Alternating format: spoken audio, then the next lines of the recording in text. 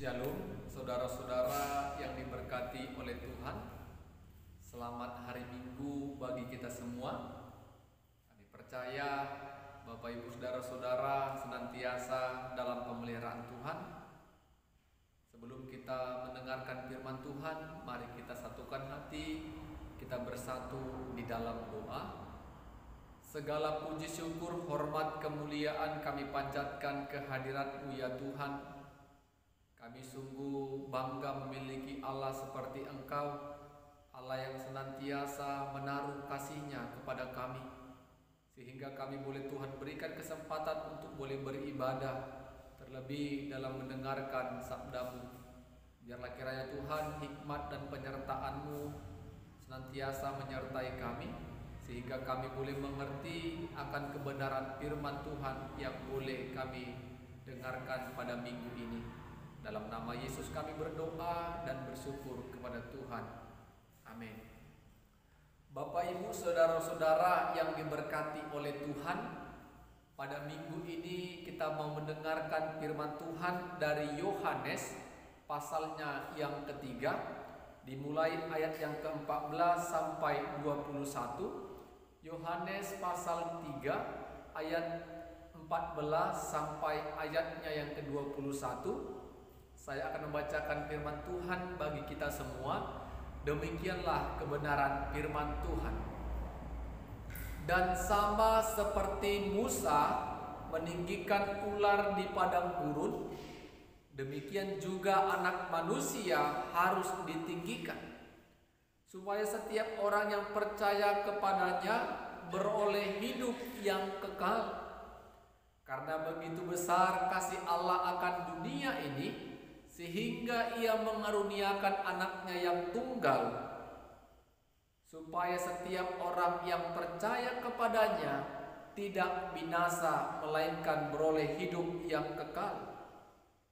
Sebab Allah mengutus Anaknya ke dalam dunia bukan untuk menghakimi dunia, melainkan untuk menyelamatkannya oleh Dia. Barang siapa percaya kepadanya, ia tidak akan dihukum. Barang siapa tidak percaya, ia telah berada di bawah hukuman, sebab ia tidak percaya dalam Anak tunggal Allah. Dan inilah hukuman itu, terang telah datang ke dalam dunia, tetapi manusia lebih menyukai kegelapan daripada terang, sebab perbuatan-perbuatan mereka jahat. Sebab barang siapa berbuat jahat, membenci terang dan tidak datang kepada terang itu, supaya perbuatan-perbuatannya yang jahat itu tidak nampak. Tetapi barang siapa melakukan yang benar, ia datang kepada terang, supaya menjadi nyata bahwa perbuatan-perbuatannya dilakukan dalam Allah. Amin.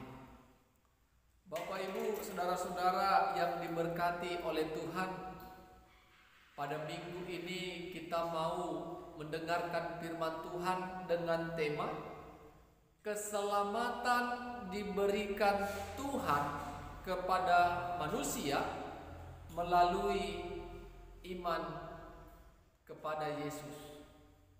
Keselamatan diberikan Tuhan kepada manusia melalui iman kepada Yesus. Bapak Ibu saudara-saudara yang diberkati Tuhan, ketika seseorang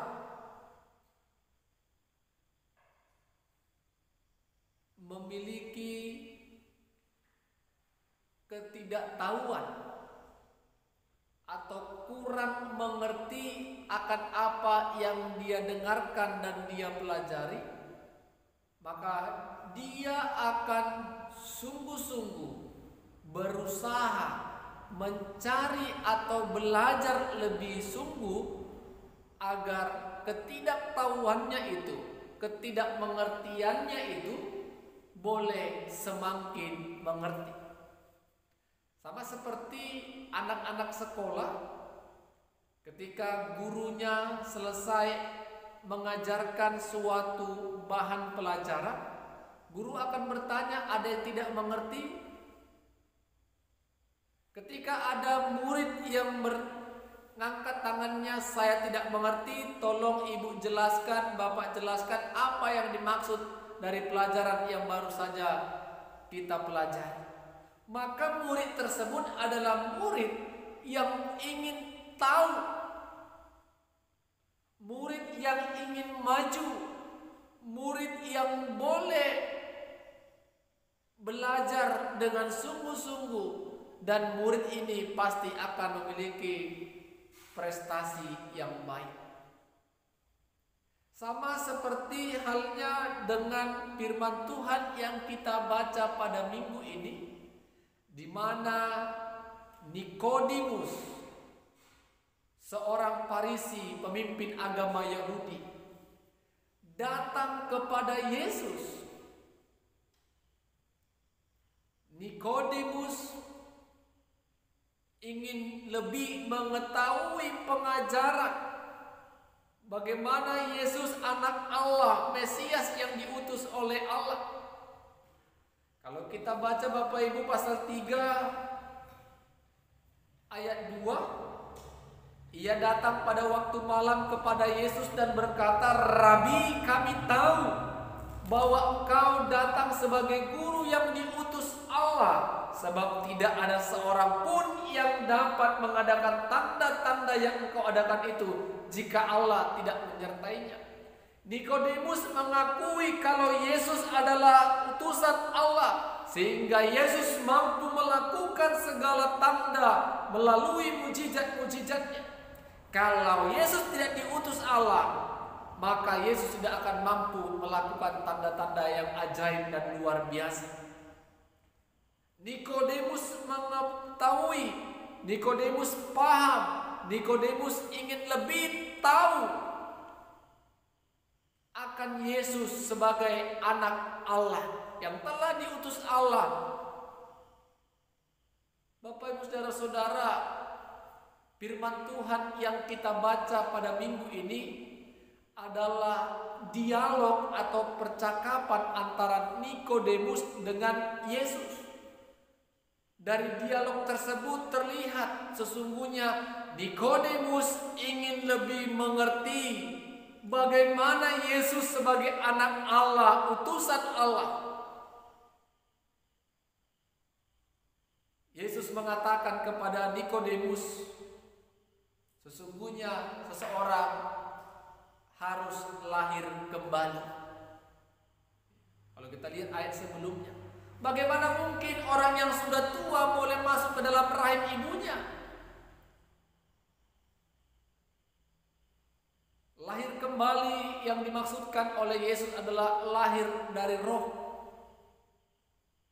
Lahir kembali adalah lahir karena kita meninggalkan perbuatan yang jahat dan beralih ke perbuatan yang dikehendaki Tuhan.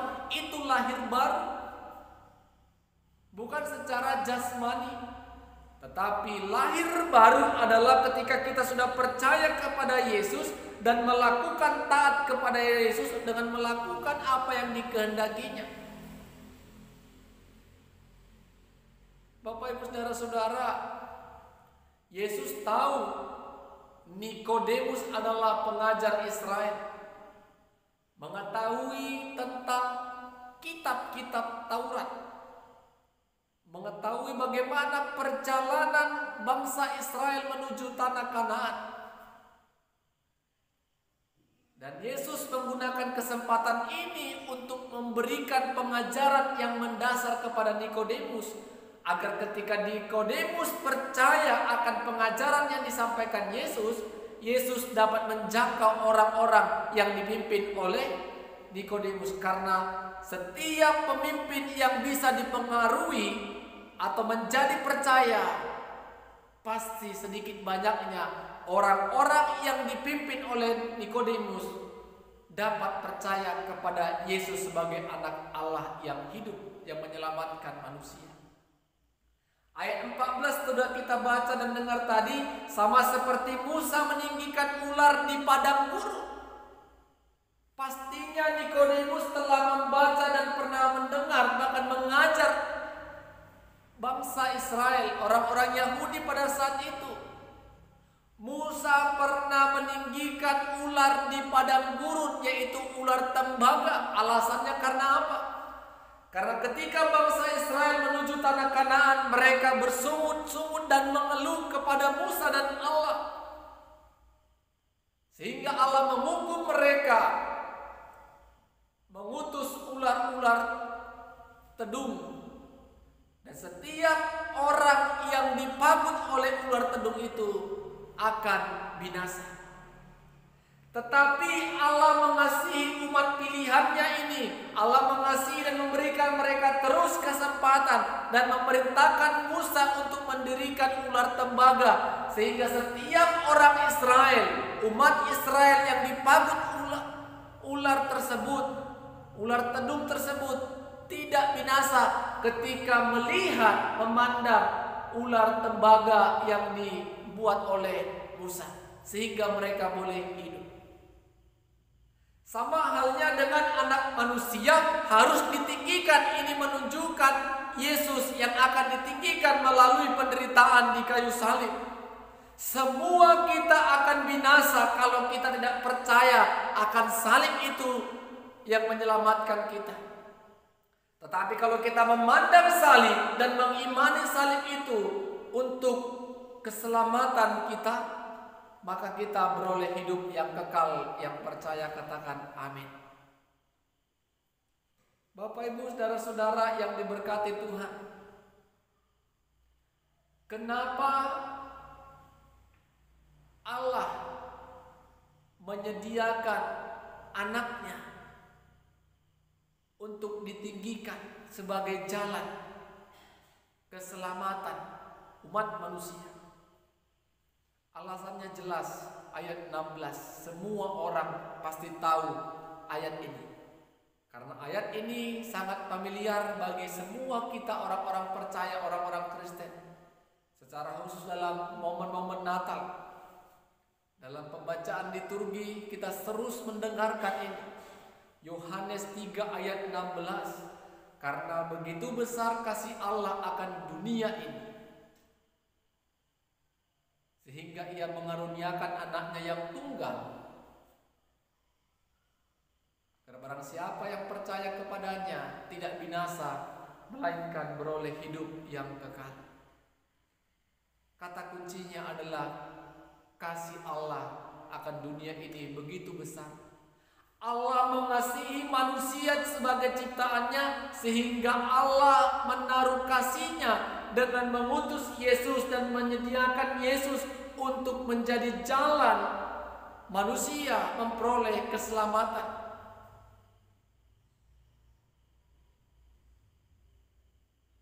Bapak Ibu saudara-saudara yang diberkati Tuhan, ketika kita sudah percaya kepada Yesus, Yesus adalah terang, maka yang harus kita kerjakan adalah perbuatan yang dikehendaki oleh Tuhan. Kalau kita tidak melakukan perbuatan yang baik atau kita melakukan perbuatan yang tidak berkenan di hadapan Tuhan, masih kita hidup di dalam kegelapan. Orang jahat akan tidak senang akan kehadiran terang.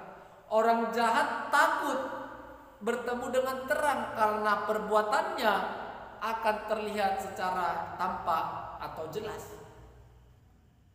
Jadi bagaimana, apakah kita sudah percaya kepada Yesus, dan ketika kita sudah percaya kepada Yesus, kita beralih dari kehidupan kita yang gelap menjadi terang? Itulah lahir baru.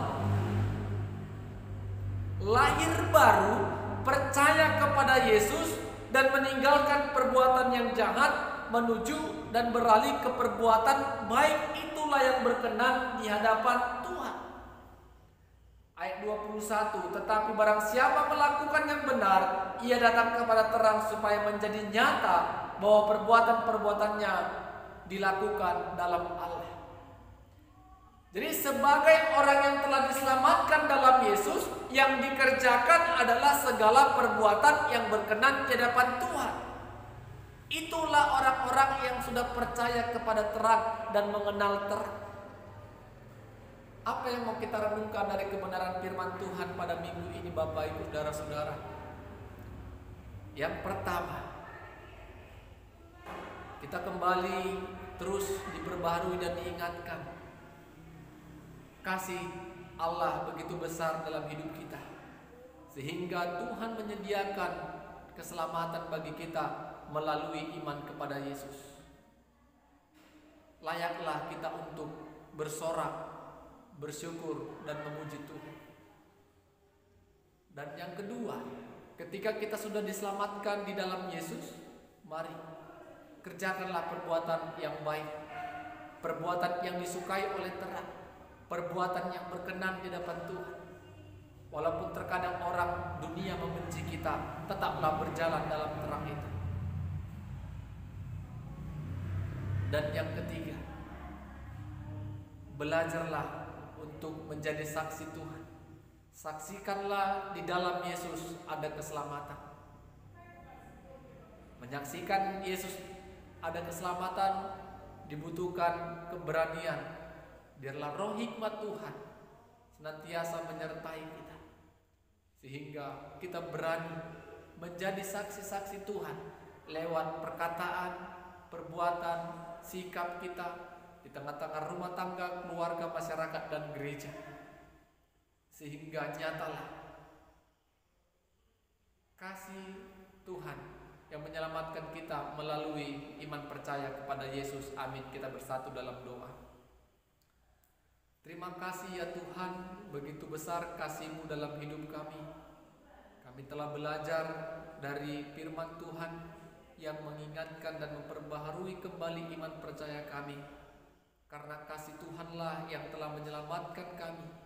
Yesus Kristus sebagai jalan untuk memperoleh kehidupan yang kekal yang telah Tuhan sediakan. Tuhan, ketika kami menjadi orang-orang yang telah diselamatkan dalam Yesus, ajari kami untuk tetap setia dan taat melakukan apa yang dikehendaki oleh terang, yaitu perbuatan-perbuatan yang berkenan di hadapan Tuhan. Roh-Mu yang memimpin kami untuk boleh memilah-milih apa yang terbaik yang telah Tuhan inginkan dan sediakan dalam hidup kami. Terima kasih Tuhan, dalam nama Yesus kami berdoa dan mengucap syukur kepada Tuhan. Amin. Shalom Bapak Ibu Saudara-saudara. Salam sehat bagi kita semua. Tuhan Yesus memberkati.